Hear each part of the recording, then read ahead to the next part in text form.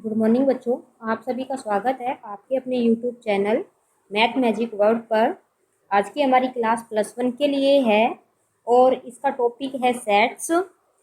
Sets के ऊपर basic information मैं पहले ही वीडियो बनाकर आपको दे चुकी हूँ। अगर वो आपको इन्फॉर्मेशन चाहिए तो आप डिस्क्रिप्शन बॉक्स में जाकर वहाँ पर मैंने लिंक शेयर किया हुआ है, उस लिंक पर क्लिक कर कर आप वो वीडियो वहाँ से देख सकते हैं।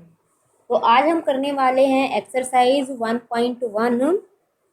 ओके, जो 1.1 एक्सरसाइज का जो फर्स्ट क्वेश्चन है वो है which of the following are sets justify your answer. ठीक है, तो जो फर्स्ट क्वेश्चन है मैं लिख रही हूँ फर्स्ट का first. The collection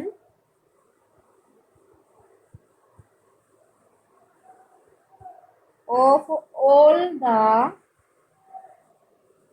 months of a year beginning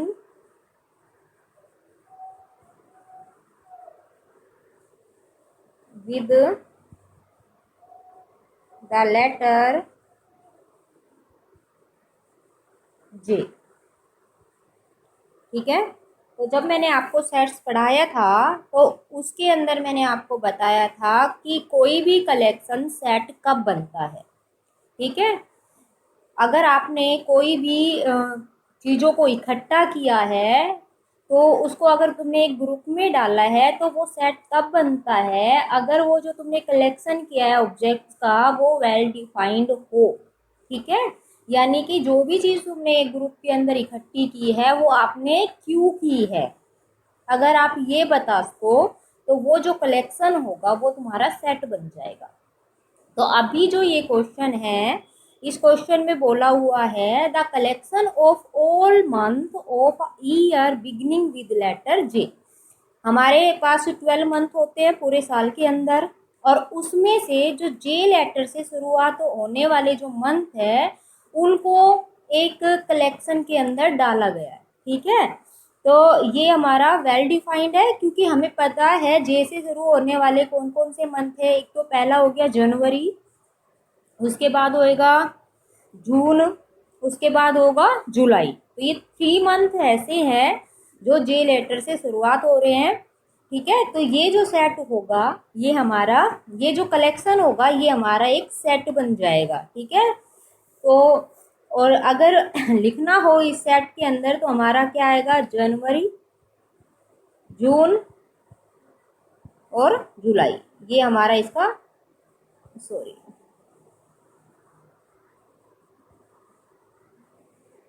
जुलाई, ये हमारा इसका आंसर हो जाएगा। ठीक है, सेकंड क्वेश्चन इसी का second part. The collection of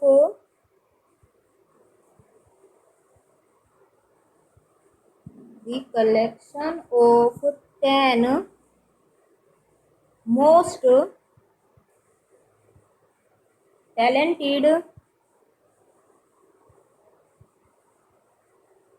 writer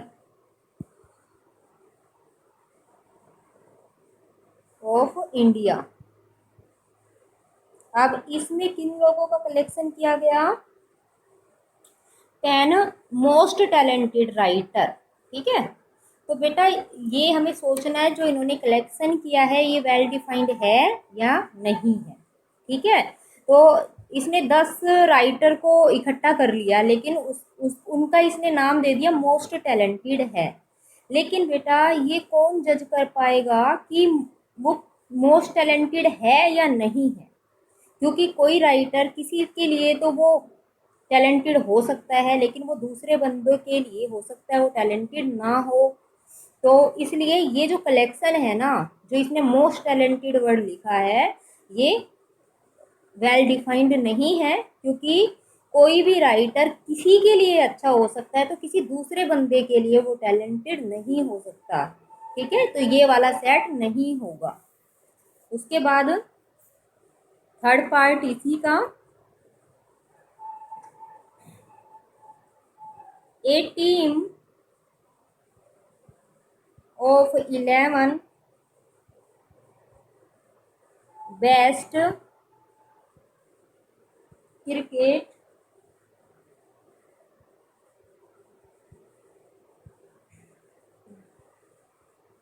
batsmen of the world. अच्छा, जो थर्ड क्वेश्चन है इसमें कलेक्शन किया गया है 11 क्रिकेट बेस्ट मैन को, ठीक है। अब इसमें भी वही वाली बात कि 11 बंदों को डाल दिया जो क्या थे, बेस्ट क्रिकेट बैट्समैन थे। लेकिन वही चीज इसमें भी ये आती है कि कई बार तो कोई खिलाड़ी अच्छा खेल लेता है, कभी वही खिलाड़ी दूसरे मैच में अच्छा नहीं खेल पाता।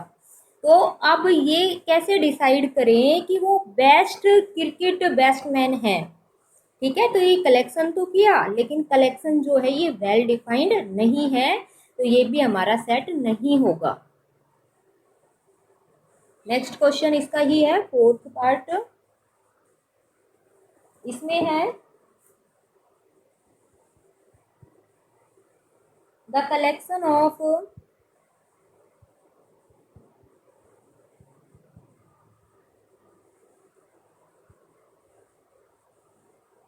All boys in your class, ठीक है। इसमें बॉयज का कलेक्शन किया गया है जो तुम्हारी क्लास के हैं। तो ये वाला कलेक्शन अगर देखें तो ये वेल डिफाइंड है, क्योंकि जो तुम्हारी क्लास के अंदर गर्ल्स और बॉयज दोनों होंगे, लेकिन जो बॉयज है उनको एक ग्रुप में डाल दिया या उनका एक कलेक्शन कर लिया, इकट्ठा कर लिया उन लोगों को। तो ये हम वेल डिफाइंड कह सकते हैं, क्योंकि ये मान लीजिए 11th क्लास है आपकी, और 11th क्लास में आपके स्कूल में जितने भी बॉयज है उनका एक कलेक्शन किया हुआ है, तो ये सही है, उनको एक इकट्ठा कर सकते हैं उन बच्चों को, तो ये हमारा एक सेट होगा। अगला, the collection of all natural number less than 100, the collection of all natural number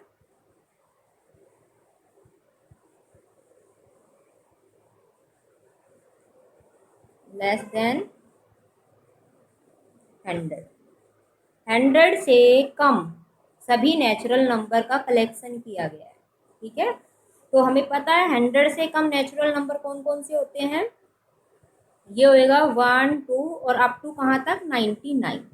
तो ये जो कलेक्शन किया गया ये भी वेल डिफाइंड है, क्योंकि इस जो इसमें कलेक्शन में जो आए हैं एलिमेंट हम बता सकते हैं वो कौन कौन से हैं। तो ये 1 to 99 है, तो ये वाला जो कलेक्शन है ये भी वेल डिफाइंड है, ठीक है। Next question,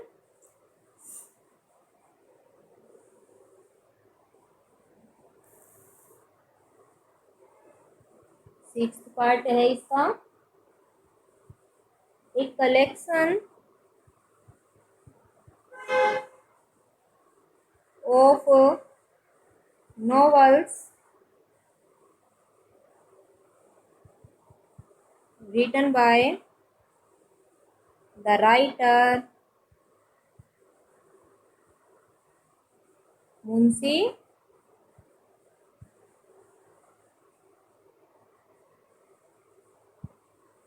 Premchand.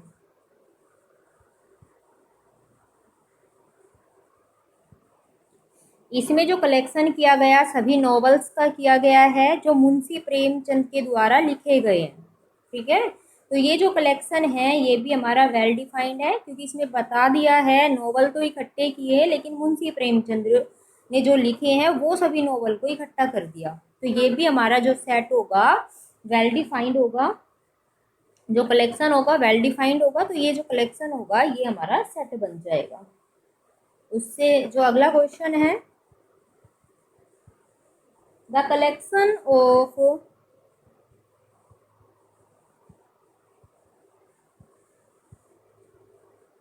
All even integer.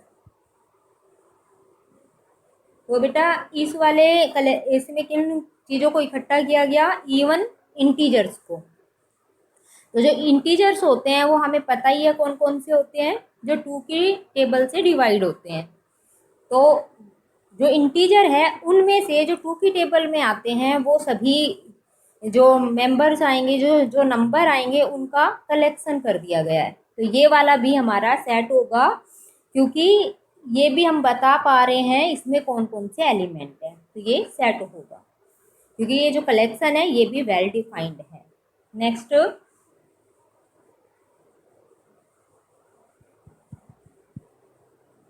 the collection of all question in this chapter, the collection of questions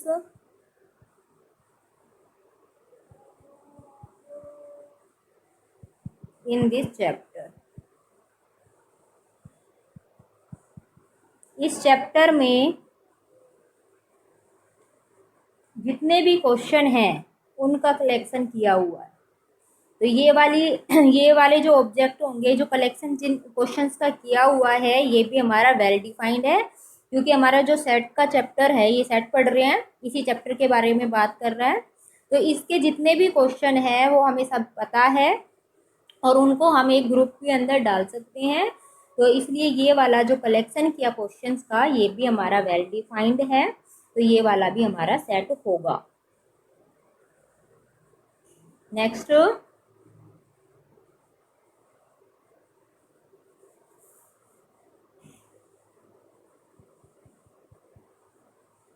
a collection of most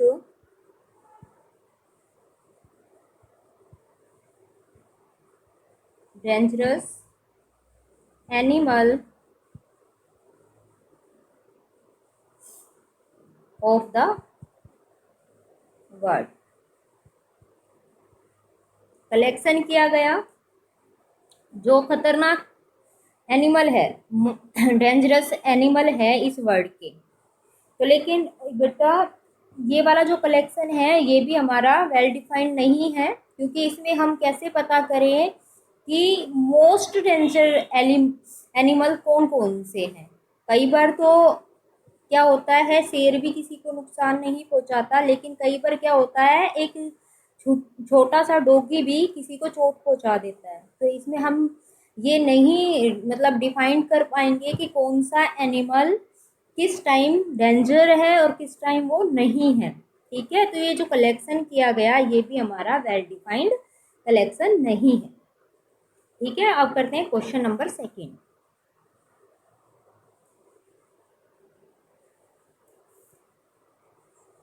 second, एक सेट है हमारे पास, उसमें है 1 2 3 4 5 एंड 6, ये एलिमेंट है। उसके बाद मैं क्वेश्चन लिख देती हूँ, फिर बस समझाती हूँ इसमें क्या करना है।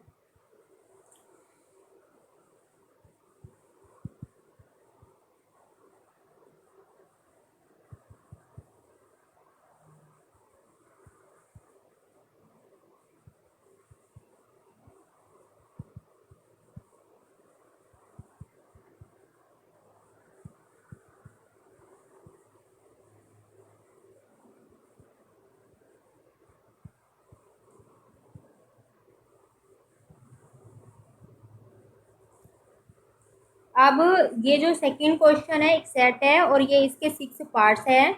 इसके अंदर ये एक सिंबल है और एक ये है। ये जो होता है बिलोंग्स टू का सिंबल होता है और ये होता है नॉट बिलोंग्स टू। ठीक है, बिलोंग्स टू मतलब कि कोई एलिमेंट उसके अंदर है या नहीं है। नॉट बिलोंग्स टू का मतलब वो एलिमेंट उसके अंदर सेट के अंदर नहीं है।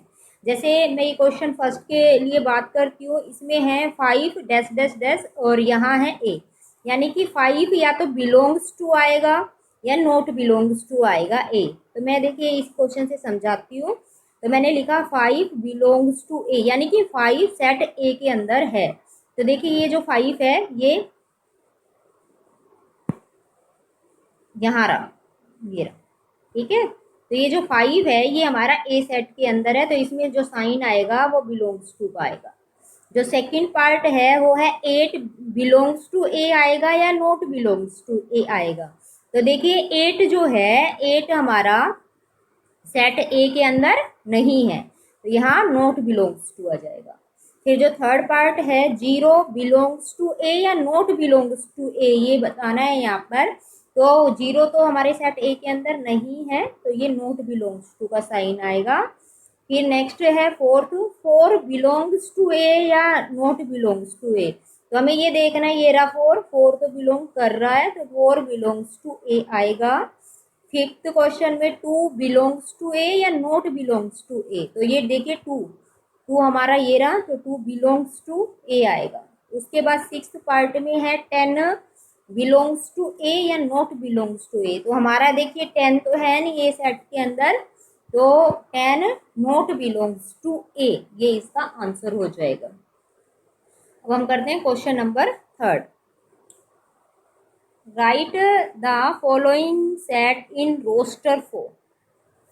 जो हमारे सेट होते हैं ना, उनको दो तरीके से लिखते हैं, एक तो मैथमेटिकल तरीके से और एक लैंग्वेज में, ठीक है। एक होती है रोस्टर फॉर्म और दूसरी होती है सेट बिल्डर फॉर्म।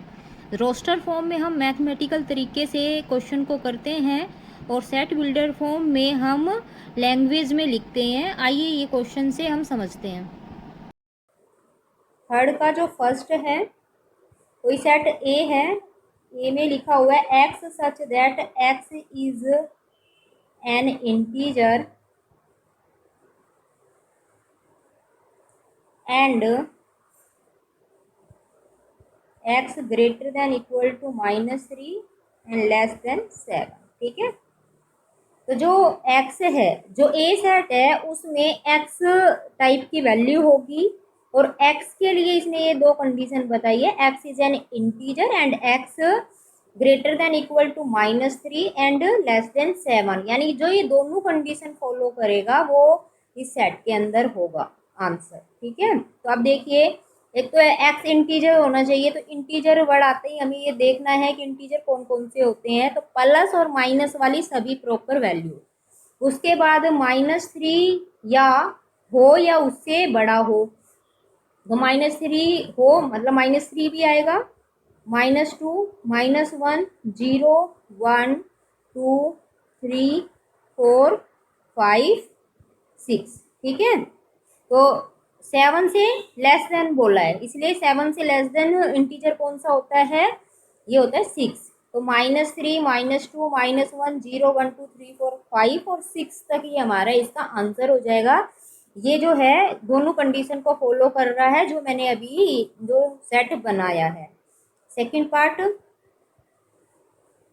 ये है बी कोई सेट है इसके अंदर, इसमें बोला हुआ है x such that x is a natural number. अब नेचुरल नंबर कहते ही नेचुरल नंबर दिमाग में आ जाने चाहिए, लेकिन दूसरी कंडीशन है लेस देन 6। नेचुरल नंबर भी हो, साथ में 6 से लेस देन भी हो, छोटा भी हो, ठीक है। तो 1 2 3 4 4 एंड 5, क्योंकि हमें पता है जो नेचुरल नंबर होता है वो 1 से लेकर इन्फिनिटी तक जाता है, 1 2 3 4 5 अप टू इन्फिनिटी। लेकिन एक कंडीशन तो थी नेचुरल नंबर और दूसरी कंडीशन थी लेस देन 6, तो लेस देन 6 तो हमारा 5 तक हो जाएगा, और नेचुरल नंबर ये होते ही हैं 1 2 3 4 5, ठीक है। ये इसका आंसर हो जाएगा। इसी का आप थर्ड पार्ट करते हैं।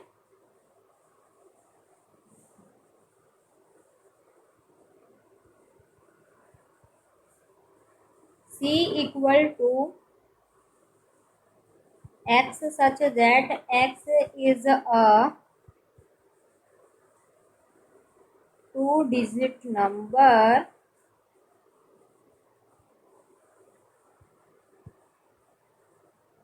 such that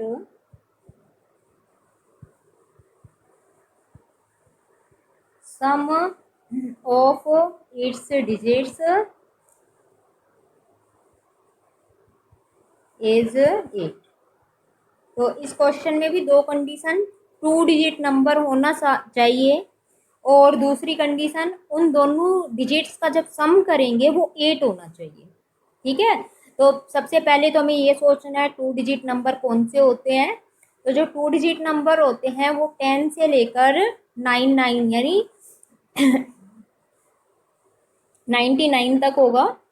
ठीक है, अब उन दोनों डिजिट का जब तुम प्लस करोगे वो 8 होना चाहिए। तो ऐसे टू डिजिट नंबर हमें यहाँ लिखने हैं। तो देखिए मैं लिखती हूँ, फर्स्ट लिखा मैंने 17, टू डिजिट नंबर भी है और इन दोनों डिजिट का सम कर रहे हैं, यानी कि 1 + 7 कर रहे हैं, तो 8 आ रहा है। ठीक है, एक तो ये हो गया। उससे अगला 26, फिर 35, फिर 44 एंड 53, फिर आएगा 62, 71 और 80। तो देखिए ये सारे नंबर टू डिजिट नंबर है और इन दोनों डिजिट्स का जब सम कर रहे हैं तो ये 8 भी बन रहा है, तो ये इसका आंसर होगा। अगला फोर्थ पार्ट,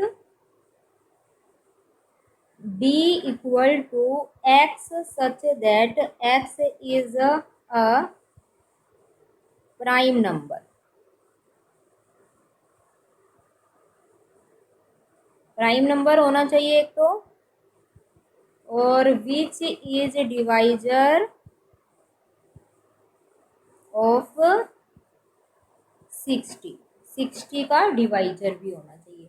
तो सबसे पहले तो प्राइम नंबर देख लीजिए कौन कौन से होते हैं। प्राइम नंबर वो होते हैं जो किसी की टेबल में नहीं आते हैं, जैसे 2, फिर 3, 3 के बाद 5, फिर 7, उसके बाद 11, ठीक है, 7, 13, 17, ये जो नंबर होंगे।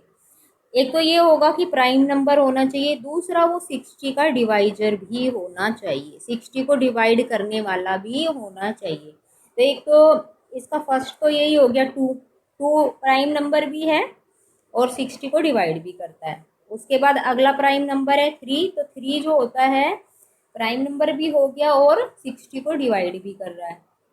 उससे अगला नंबर प्राइम होता है 5, 5 भी हमारा 60 को डिवाइड करता है। उससे अगला 7, 7 60 को डिवाइड नहीं करेगा।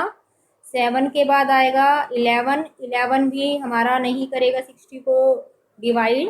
13 भी नहीं करेगा, 17 भी नहीं कर रहा। तो उसके बाद जो भी अपना प्राइम नंबर है वो 60 को डिवाइड करने वाला नहीं है, तो हमारा 2, 3 और 5 इसका आंसर हो जाएगा। ठीक है, अब करेंगे इसका अगला part.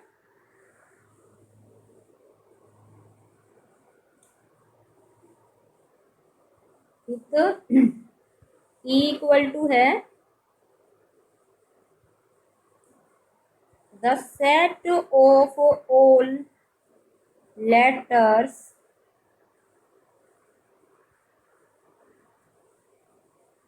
In the word trigonometry.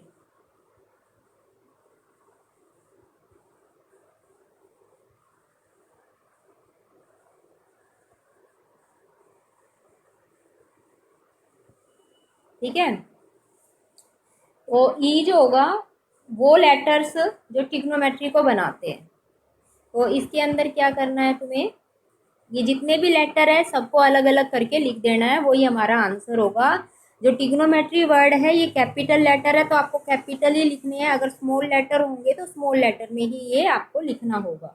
ठीक है, तो टी, फिर आएगा आर, उसके बाद आई, फिर जी, फिर ओ, फिर एन, फिर ओ आ रहा है। ओ हमारा ऑलरेडी आ चुका है पहले, तो रिपीट करने की जरूरत नहीं है। उसके बाद एम, एम के बाद ई, ई के बाद है टी, टी आ चुका है, आर आ चुका है तो ये नहीं लिखेंगे, और फिर आ जाएगा वाई, ये इसका आंसर हो जाएगा। ठीक है, अब बढ़ते हैं क्वेश्चन नंबर 4 पर।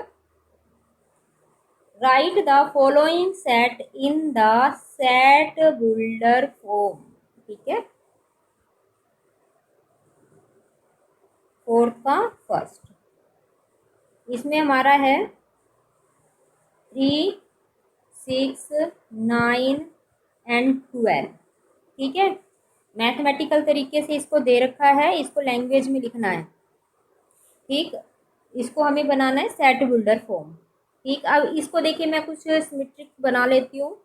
जैसे ये 3 1 जा 3 है, ये 3 2 जा की फॉर्म में है, अगला एलिमेंट 3 3 जा की फॉर्म में है और 3 4 जा की फॉर्म में है। तो मैं देखिए इस सेट को क्या लिख सकती हूँ, x such that x equal to 3n। ठीक है, and n belongs to natural number. अभी मैं समझाती हूँ क्या मैं लिख रही हूँ और क्यों लिख रही हूँ। n less than equal to 4। क्या लिखा, x मतलब ये जो फर्स्ट क्वेश्चन में x टाइप के एलिमेंट होंगे और x की जो वैल्यू होगी वो 3n टाइप में होगी और n नेचुरल से बिलोंग करेगा और नेचुरल नंबर भी 4 और 4 से छोटा होना चाहिए।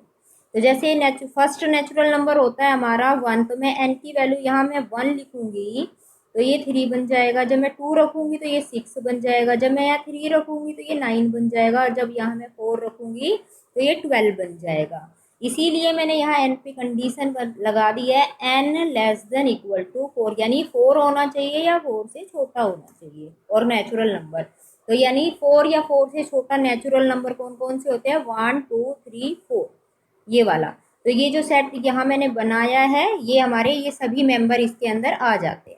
ठीक है, अच्छा एक और चीज, जो ये सेट मैंने बनाया हो सकता है ये यही आंसर आए और हो सकता है इसको किसी और तरीके से भी लिख सकते हैं, इसके एक से ज़्यादा आंसर हो सकते हैं।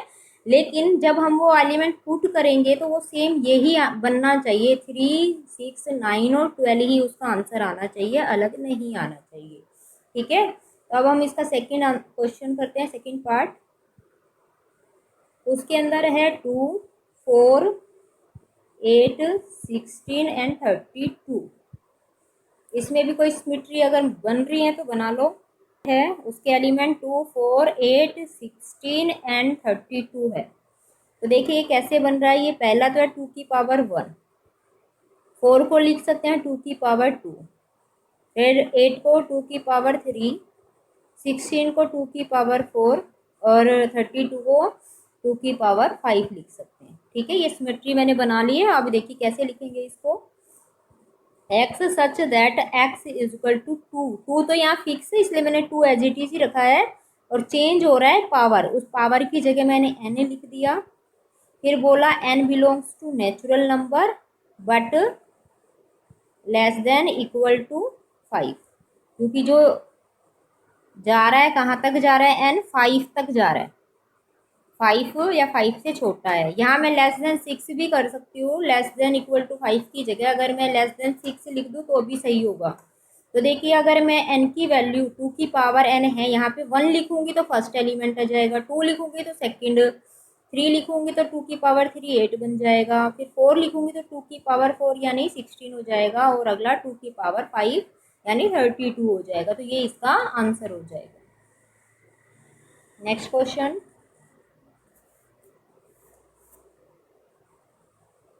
फोर्थ का थर्ड पार्ट। 5 25 125 एंड 625। तो ये भी हमें 5 की फॉर्म में नज़र आ रहे हैं सारे नंबर।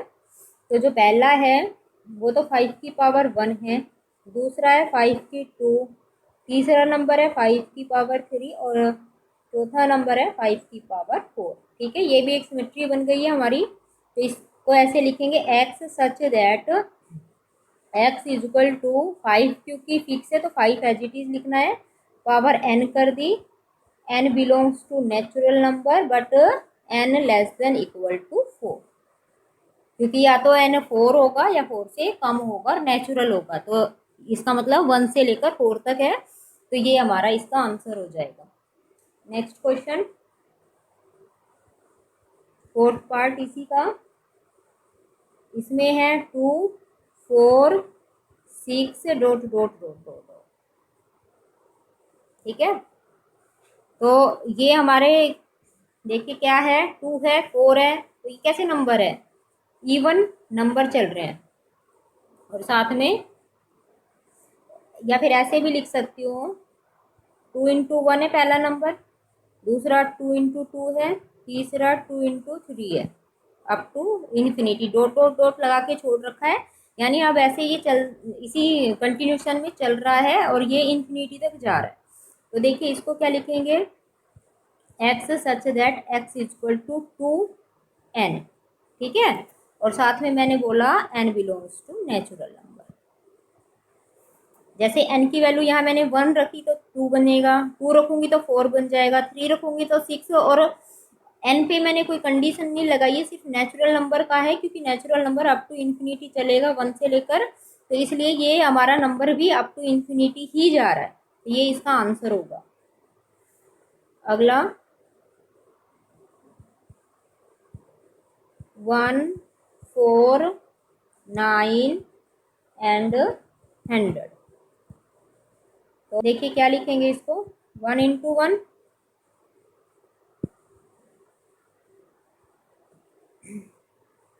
अगले को लिखेंगे 2 × 2, अगले को 3 × 3 और 10 × 10, यानी ये बन रहा है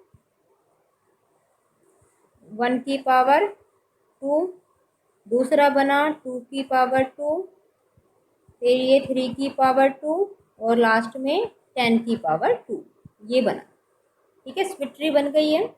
तो इसको क्या लिखेंगे, x such that x equal to, तो यहाँ पर हमारी जो पावर है वो फिक्स है और चेंज जो हो रहा है वो 1, 2, 3 नीचे वाली टर्म हो रही है, तो इसको यूँ लिख सकते हैं n की पावर 2, ठीक है। अब n के ऊपर condition, n belongs to natural number, और दूसरी कंडीशन n जो होगा लेस देन इक्वल टू 10, क्योंकि नेचुरल नंबर 1 से शुरू होता है और लेस देन इक्वल टू 10 कह दिया, तो यानी 10 तक लेना है, 1, 2, 3, 4 और अप टू 10 तक लेना है।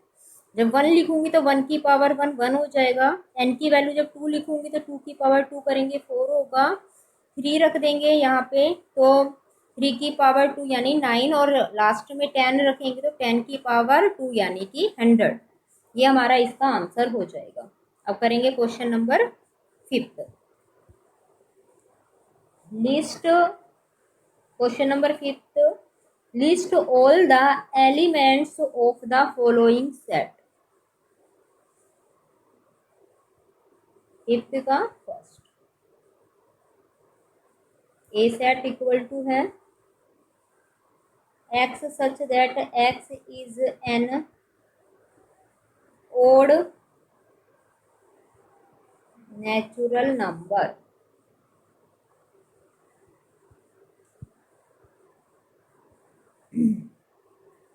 जो एक्स होगा ओड भी होना चाहिए और साथ में नेचुरल नंबर भी होना चाहिए। तो ओड नंबर जो 2 की टेबल में नहीं आते हैं और नेचुरल नंबर जो 1 से शुरू होते हैं, तो पहला ओड नेचुरल नंबर होता है 1, फिर 3, 5, 7, और ऐसे ही चलता रहेगा, क्योंकि इसने नेचुरल नंबर कहाँ तक लेना है ये कंडीशन नहीं दी है, तो इसका मतलब सभी नेचुरल नंबर जो ओड नंबर है उनके बारे में बात कर रहे हैं, तो अप टू इन्फिनिटी ये चला जाएगा। तो ये 1, 3, 7, 5, 9, 11 जो 2 की टेबल में नहीं आ रहे हैं वो सारे इसके आंसर हो जाएंगे। Next second part, set B equal to X such that x is an integer, and दूसरी कंडीशन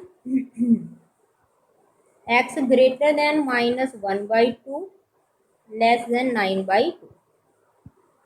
एक दो इंटीजर होना चाहिए, तो इंटीजर बोलते ही दिमाग में आ जाना चाहिए कि इंटीजर कौन कौन से नंबर होते हैं, तो प्लस और माइनस वाले सारे नंबर, लेकिन प्रॉपर वैल्यू, ठीक है, पॉइंटों में नहीं लेनी यानी कि। और दूसरी कंडीशन -1/2 से ग्रेटर हो और 9/2 से लेस देन हो, ठीक है। तो ऐसे देखें नंबर कौन से होते हैं, -1/2 का मतलब -0.5, तो -0.5 से जस्ट बड़ा जो इंटीजर हो वो होता है 0, उससे अगला 1, 2, 3, 4, ये जो 9/2 अगर करूँ तो ये 5 4.5 आ रहा है, तो इससे जस्ट छोटा हमारा जो इंटीजर होता है वो 4 होता है, तो ये हो जाएगा 4। तो जो इसका आंसर होगा 0 1 2 3 4, ये इसका आंसर होगा। ठीक है, इसका अगला part,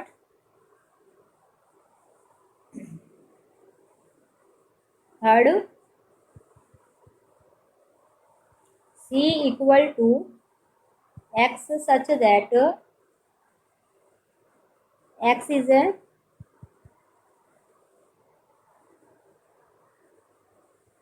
letter in the word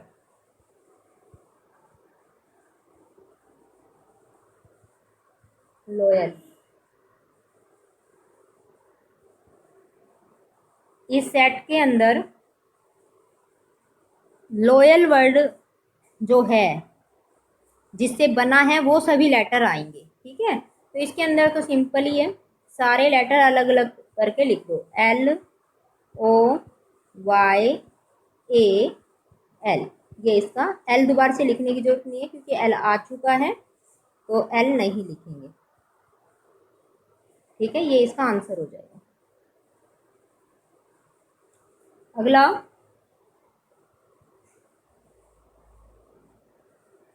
ई जो सेट है बताया गया है कैसा है, x such that x is a month of a year not having 31 day। E set के अंदर वो सभी मंथ डालने हैं जिनके अंदर 31 डे नहीं होते हैं। ठीक है, तो 1 बाई 1 कर लेते हैं। जैसे फर्स्ट मंथ हमारा होता है जनवरी, जनवरी से शुरुआत करते हैं, तो जनवरी है, जनवरी में 31 डे होते हैं, तो जनवरी नहीं आएगा।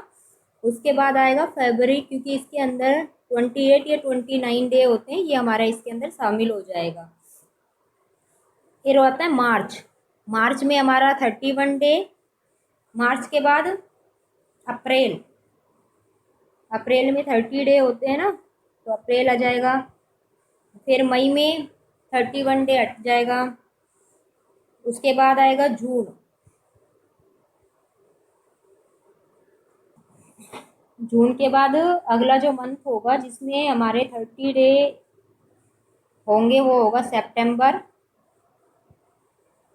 और फिर लास्ट में हो जाएगा नवंबर। ठीक है, ये इसका आंसर हो जाएगा। अगला क्वेश्चन देखिए, जो 6th क्वेश्चन था हमारा, इसमें है match each of the following set on the left in the roster form with the same set on the right described in a set builder form. यानी कि तुम्हारे पास यहाँ दो साइड लिखी हुई है, एक साइड में तो रोस्टर फॉर्म है और दूसरी में सेट बिल्डर फॉर्म है, तो इन दोनों को मैच करना है कि कौन सा सेट किससे मैच हो रहा है। ठीक है, तो हम 1 बाई 1 देखिए करते हैं। तो जो ये 1 2 3 4 पार्ट लिखे हुए ये तो हमें सिंपल दिख ही रहे हैं, तो हम पहले राइट वाले सोल्व कर लेते हैं और फिर मैच करते जाते हैं। तो जो ए सेट है इसमें है x such that x is a prime number, तो प्राइम नंबर होना चाहिए सबसे पहले तो ये। ठीक है, एंड डिवाइजर ऑफ 6, 6 को डिवाइड करने वाले भी होने चाहिए। तो जो प्राइम नंबर होते हैं वो 2 3 5 7 ये होते हैं। तो सबसे पहला प्राइम नंबर जो 6 को डिवाइड करता है वो 2 होगा।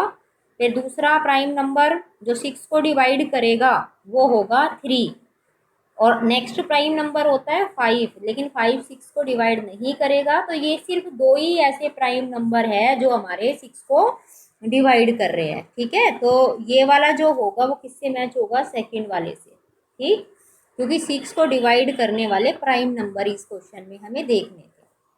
ओके, जो सेकंड बी सेट है उसके अंदर है x such that x is an odd natural number.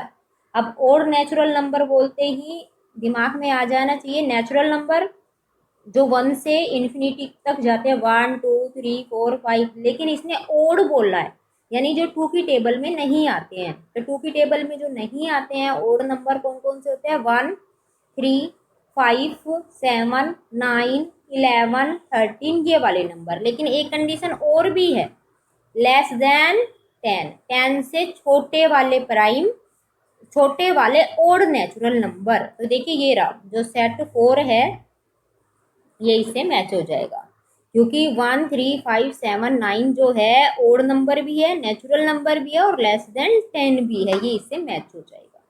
अब जो सी सेट है उसमें है x such that x is a natural number and divisor of 6।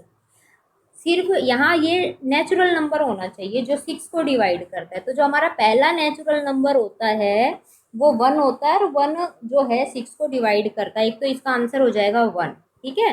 फिर 2 अगला नेचुरल नंबर होगा 2, 2 भी 6 को डिवाइड करता है तो 2 भी इसका आंसर में आ जाएगा। फिर अगला नेचुरल नंबर होता है 3, तो 3 भी इसको डिवाइड करेगा, 4 नहीं करेगा, 5 नहीं करेगा, और फिर खुद 6, क्योंकि 6 भी 6 को डिवाइड करेगा तो ये हो जाएगा 6। अगला नेचुरल नंबर 7 और उससे बड़े होंगे वो हमारे 6 को डिवाइड नहीं करेंगे।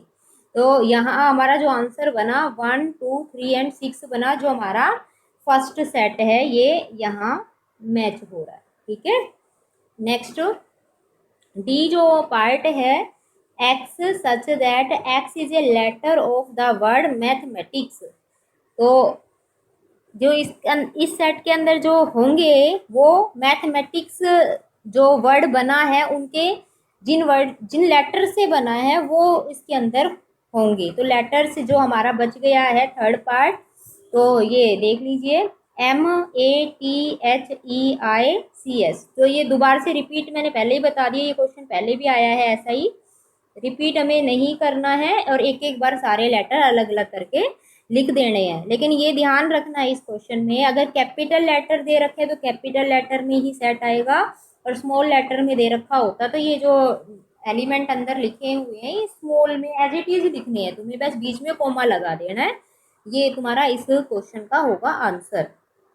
इसी के साथ ही तुम्हारी जो 1.1 एक्सरसाइज है वो भी कंप्लीट हो गई है। नेक्स्ट सेशन में हम करेंगे एक्सरसाइज 1.2 और उसमें यूज होने वाले जो भी फॉर्मूले हैं वो पढ़ेंगे। तो आप सभी का धन्यवाद मेरे चैनल को लाइक करने के लिए। इसी तरीके से आप मेरे साथ बने रहिए और मुझे सपोर्ट करते रहिए ताकि मैं आगे भी आपके लिए वीडियो बनाती रहूँ। ओके चलो मिलते हैं अब अगली वीडियो में, बाय बाय।